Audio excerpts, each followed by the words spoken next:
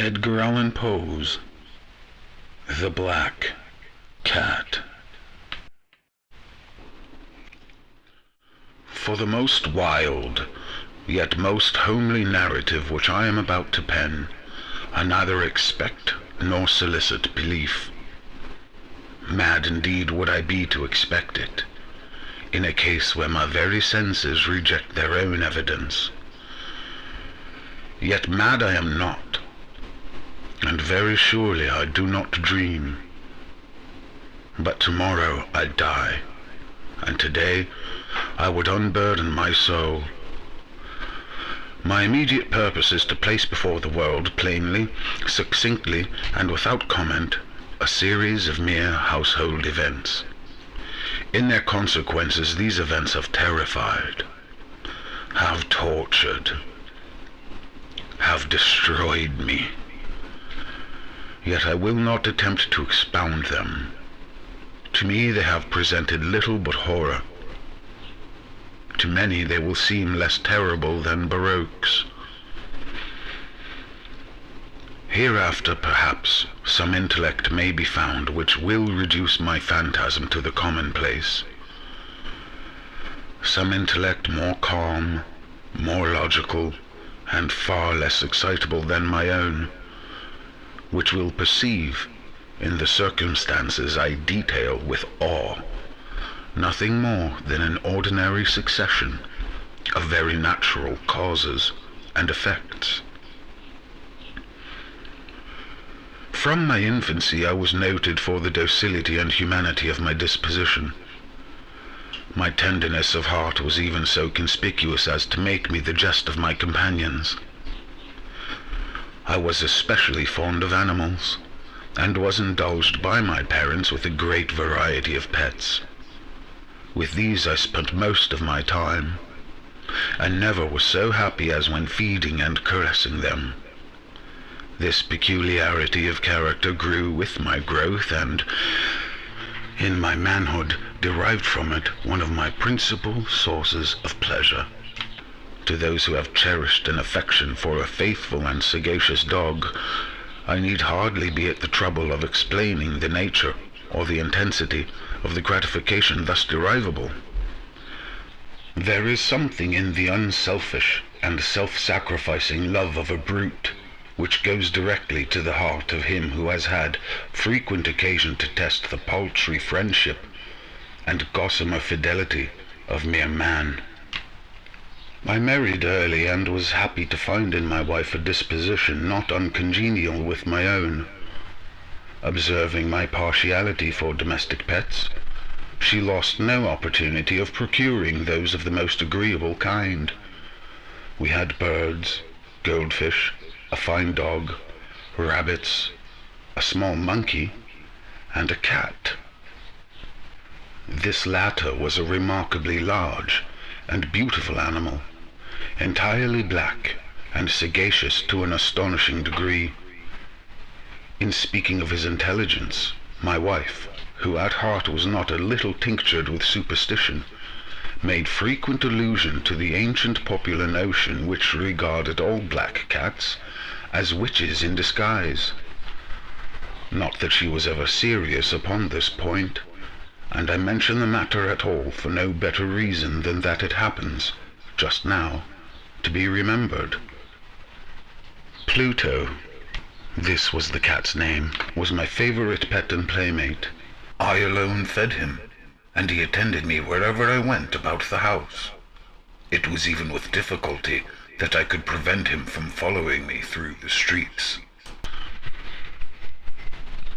Our friendship lasted in this manner for several years, during which my general temperament and character, through the instrumentality of the fiend intemperance, had, I blush to confess it, experienced a radical alteration for the worse.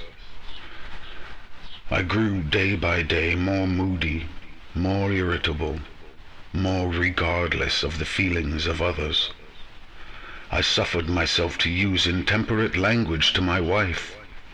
At length, I even offered her personal violence.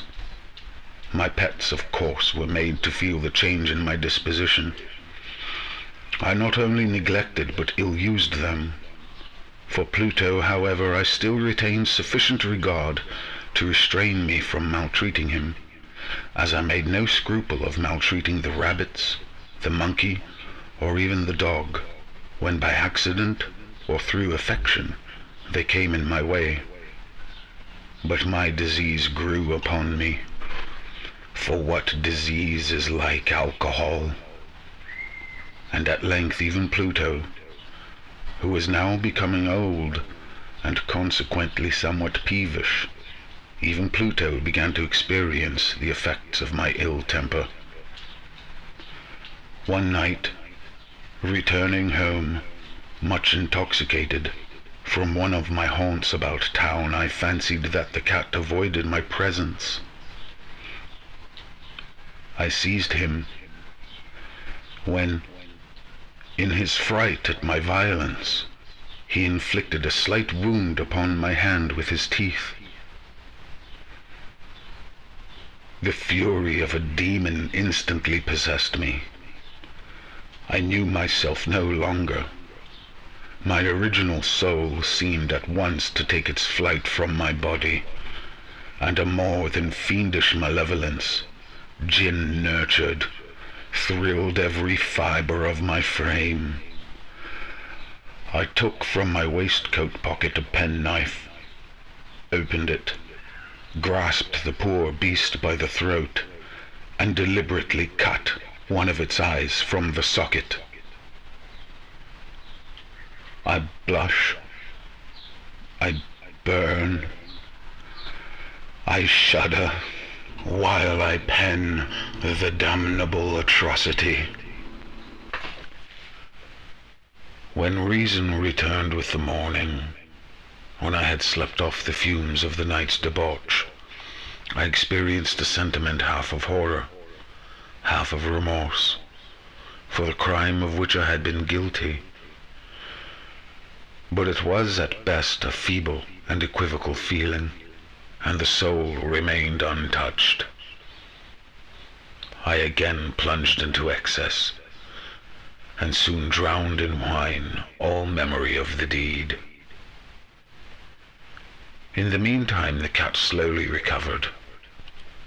The socket of the lost eye presented, it is true, a frightful appearance, but he no longer appeared to suffer any pain. He went about the house as usual, but as might be expected fled in extreme terror at my approach. I had so much of my old heart left as to be at first grieved by this evident dislike on the part of a creature which had once so loved me, but this feeling soon gave place to irritation, and then came, as if to my final and irrevocable overthrow, the spirit of perverseness. Of this spirit philosophy takes no account, yet I am not more sure that my soul lives than I am that perverseness is one of the primitive impulses of the human heart, one of the indivisible primary faculties or sentiments which give direction to the character of man. Who has not 100 times found himself committing a vile or a silly action for no other reason than because he knows he should not? Have we not a perpetual inclination in the teeth of our best judgment to violate that which is law, merely because we understand it to be such? This spirit of perverseness, I say, came to my final overthrow. It was this unfathomable longing of the soul to vex itself, to offer violence to its own nature, to do wrong for the wrong's sake only, that urged me to continue and finally to consummate the injury I had inflicted upon the unoffending brute. One morning, in cool blood, I slipped a noose around its neck and hung it to the limb of a tree, hung it with the tears streaming from my eyes and with the bitterest remorse at my heart, hung it because I knew that it had loved me, and because I felt it had given me no reason of offense. Hung it because I knew that in so doing I was committing a sin, a deadly sin that would so jeopardize my immortal soul as to place it, if such a thing were possible, even beyond the reach of the infinite mercy of the most merciful and terrible God. On the night of the day on which this cruel deed was done, I was aroused from sleep by the cry of fire. The curtains of my bed were in flames. The whole house was blazing. It was with great difficulty that my wife, a servant, and myself made our escape from the conflagration. The destruction was complete. My entire worldly wealth was swallowed up, and I resigned myself thenceforward to despair. I am above the weakness of seeking to establish a sequence of cause and effect between the disaster and the atrocity, but I am detailing a chain of facts, and wish not to leave even a possible link imperfect. On the day succeeding the fire, I visited the ruins. The walls, with one exception, had fallen in. This exception was found in a compartment wall, not very thick, which stood about the middle of the house, and against which had rested the head of my bed. The plastering had here, in great measure, resisted the action of the fire, a fact which I attributed to its having been recently spread. About this wall a dense crowd were collected, and many persons seemed to be examining a particular portion of it with very minute and eager attention. The words "strange" and "singular" and other similar expressions excited my curiosity. I approached and saw, as if graven in bas-relief upon the white surface, the figure of a gigantic cat. The impression was given with an accuracy truly marvelous. There was a rope about the animal's neck. When I first beheld this apparition, for I could scarcely regard it as less, my wonder and my terror were extreme, but at length reflection came to my aid. The cat, I remembered, had been hung in a garden adjacent to the house. Upon the alarm of fire, this garden had been immediately filled by the crowd, by some one of whom the animal must have been cut from the tree and thrown, through an open window, into my chamber. This had probably been done with the view of arousing me from sleep. The falling of other walls had compressed the victim of my cruelty into the substance of the freshly spread plaster, the lime of which, with the flames and the ammonia from the carcass, had then accomplished the portraiture as I saw it. Although I thus readily accounted to my reason, if not altogether to my conscience, for the startling fact just detailed, it did not the less fail to make a deep impression upon my fancy. For months I could not rid myself of the phantasm of the cat, and during this period there came back into my spirit a half-sentiment that seemed, but was not, remorse. I went so far as to regret the loss of the animal, and to look about me, among the vile haunts which I now habitually frequented, for another pet of the same species, and of somewhat similar appearance, with which to supply its place. One night, as I sat, half stupefied, in a den of more than infamy, my attention was suddenly drawn to some black object, reposing upon the head of one of the immense hogsheads of gin, or of rum, which constituted the chief furniture of the apartment.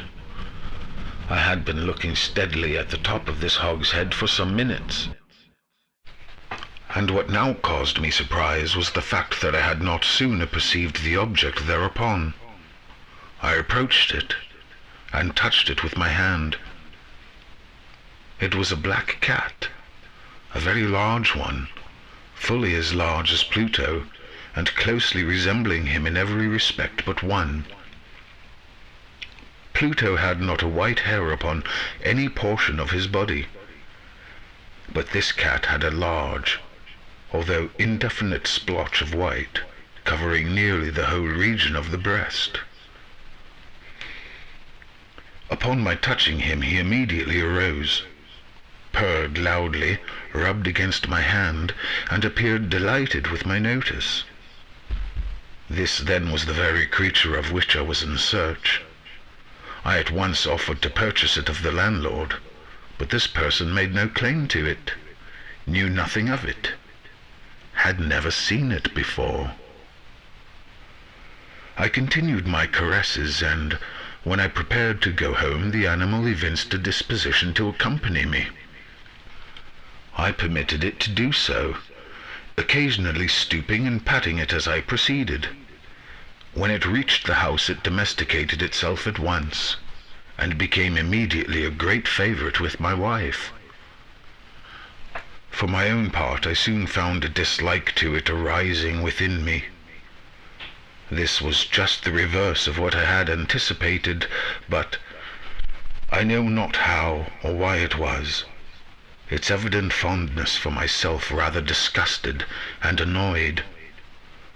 By slow degrees, these feelings of disgust and annoyance rose into the bitterness of hatred. I avoided the creature, a certain sense of shame, and the remembrance of my former deed of cruelty, preventing me from physically abusing it. I did not, for some weeks, strike or otherwise violently ill-use it, but gradually, very gradually, I came to look upon it with an unutterable loathing, and to flee silently from its odious presence, as from the breath of a pestilence. What added no doubt to my hatred of the beast was the discovery, on the morning after I brought it home, that, like Pluto, it also had been deprived of one of its eyes. This circumstance, however, only endeared it to my wife, who, as I have already said, possessed, in a high degree, that humanity of feeling which had once been my distinguishing trait, and the source of many of my simplest and purest pleasures. With my aversion to this cat, however, its partiality for myself seemed to increase.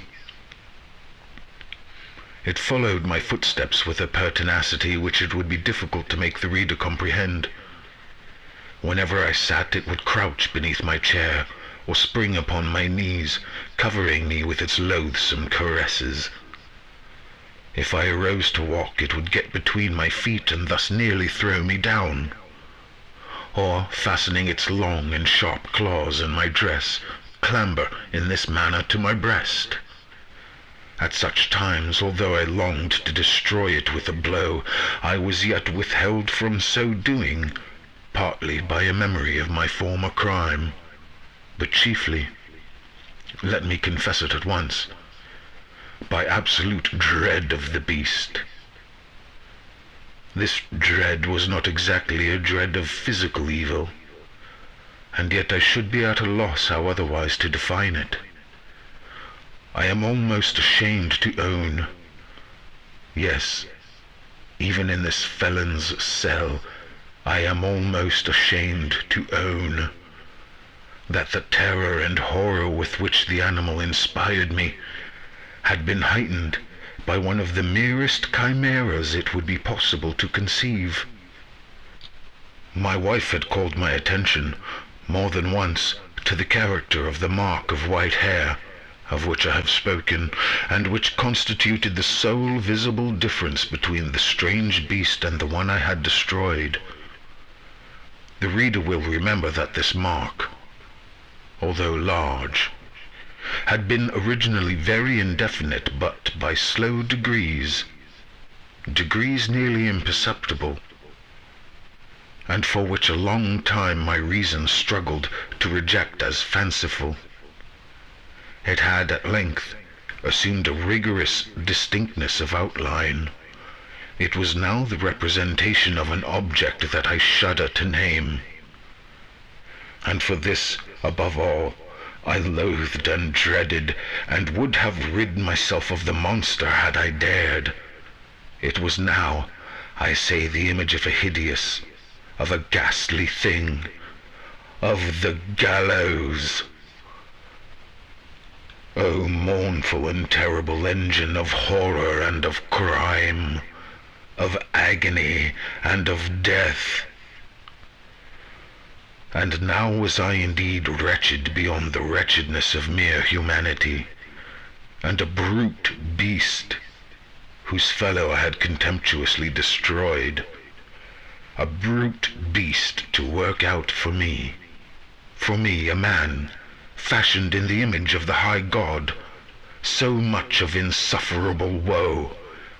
Alas, neither by day nor by night knew I the blessing of rest any more. During the former the creature left me no moment alone, and in the latter I started hourly from dreams of unutterable fear, to find the hot breath of the thing upon my face, and its vast weight, an incarnate nightmare that I had no power to shake off, incumbent eternally upon my heart. Beneath the pressure of torments such as these, the feeble remnant of the good within me succumbed. Evil thoughts became my sole intimates, the darkest and most evil of thoughts. The moodiness of my usual temper increased to hatred of all things and of all mankind, while, from the sudden, frequent, and ungovernable outbursts of a fury to which I now blindly abandoned myself, my uncomplaining wife, alas, was the most usual and most patient of sufferers. One day she accompanied me upon some household errand into the cellar of the old building which our poverty compelled us to inhabit. The cat followed me down the steep stairs, and, nearly throwing me headlong, exasperated me to madness. Uplifting an axe, and forgetting in my wrath the childish dread which had hitherto stayed my hand, I aimed a blow at the animal which, of course, would have proved instantly fatal, had it descended as I wished. But this blow was arrested by the hand of my wife. Goaded by the interference into a rage more than demoniacal, I withdrew my arm from her grasp, and buried the axe in her brain. She fell dead upon the spot, without a groan. This hideous murder accomplished, I set myself forthwith, and with entire deliberation, to the task of concealing the body. I knew that I could not remove it from the house either by day or by night, without the risk of being observed by the neighbors. Many projects entered my mind. At one period I thought of cutting the corpse into minute fragments, and destroying them by fire. At another I resolved to dig a grave for it in the floor of the cellar. Again I deliberated about casting it in the well in the yard, about packing it in a box, as if merchandise, with the usual arrangements, and so getting a porter to take it from the house. Finally I hit upon what I considered a far better expedient than either of these. I determined to wall it up in the cellar, as the monks of the Middle Ages are recorded to have walled up their victims. For a purpose such as this the cellar was well adapted. Its walls were loosely constructed, and had lately been plastered throughout with a rough plaster, which the dampness of the atmosphere had prevented from hardening. Moreover, in one of the walls was a projection, caused by a false chimney or fireplace that had been filled up and made to resemble the rest of the cellar. I made no doubt that I could readily displace the bricks at this point, insert the corpse, and wall the whole up as before, so that no eye could detect anything suspicious. And in this calculation I was not deceived. By means of a crowbar I easily dislodged the bricks, and, having carefully deposited the body against the inner wall, I propped it in that position while, with little trouble, I relaid the whole structure as it originally stood. Having procured mortar, sand, and hair with every possible precaution, I prepared a plaster which could not be distinguished from the old, and with this I very carefully went over the new brickwork. When I had finished, I felt satisfied that all was right. The wall did not present the slightest appearance of having been disturbed. The rubbish on the floor was picked up with the minutest care. I looked around triumphantly, and said to myself, "Here at least, then, my labor has not been in vain." My next step was to look for the beast which had been the cause of so much wretchedness, for I had at length firmly resolved to put it to death. Had I been able to meet with it at the moment, there could have been no doubt of its fate. But it appeared that the crafty animal had been alarmed at the violence of my previous anger, and forbore to present itself in my present mood. It is impossible to describe, or to imagine, the deep and blissful sense of relief which the absence of the detested creature occasioned in my bosom. It did not make its appearance during the night, and thus for one night at least since its introduction into the house, I soundly and tranquilly slept. I slept even with the burden of murder upon my soul. The second and third day passed, and still my tormentor came not. Once again I breathed as a free man. The monster, in terror, had fled the premises forever. I should behold it no more. My happiness was supreme. The guilt of my dark deed disturbed me but little. Some few inquiries had been made, but these had been readily answered. Even a search had been instituted, but of course nothing was to be discovered. I looked upon my future felicity as secured. Upon the fourth day of the assassination, a party of the police came, very unexpectedly, into the house and proceeded again to make rigorous investigation of the premises. Secure, however, in the inscrutability of my place of concealment, I felt no embarrassment whatever. The officers bade me accompany them in their search. They left no nook or corner unexplored. At length, for the third or fourth time, they descended into the cellar. I quivered not in a muscle. My heart beat calmly as that of one who slumbers in innocence. I walked the cellar from end to end. I folded my arms upon my bosom and roamed easily to and fro. The police were thoroughly satisfied and prepared to depart. The glee at my heart was too strong to be restrained. I burned to say, if but one word, by way of triumph, and to render doubly sure their assurance of my guiltlessness. "Gentlemen," I said at last, as the party ascended the steps, "I delight to have allayed your suspicions. I wish you all health and a little more courtesy. By the by, gentlemen, this is a very well-constructed house." In the rabid desire to say something easily, I scarcely knew what I uttered at all. I may say an excellently well-constructed house. These walls— Are you going, gentlemen? These walls are solidly put together. And here, through a mere frenzy of bravado, I rapped heavily, with a cane which I held in my hand, upon that very portion of the brickwork behind which stood the corpse of the wife of my bosom. But may God shield and deliver me from the fangs of the arch-fiend. No sooner had the reverberations of my blows sunk into silence than I was answered by a voice from within the tomb.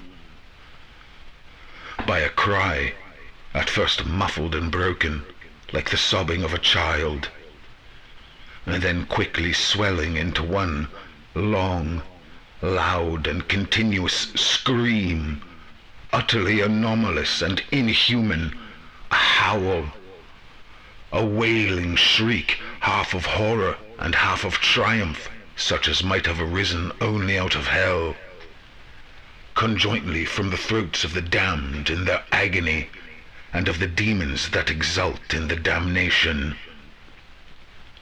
Of my own thoughts it is folly to speak. Swooning, I staggered to the opposite wall. For one instant, the party upon the stairs remained motionless, through extremity of terror and of awe. In the next, a dozen stout arms were toiling at the wall. It fell bodily. The corpse, already greatly decayed and clotted with gore, stood erect before the eyes of the spectators. Upon its head, with red extended mouth and solitary eye of fire, sat the hideous beast whose craft had seduced me into murder, and whose informing voice had consigned me to the hangman. I had walled the monster up within the tomb.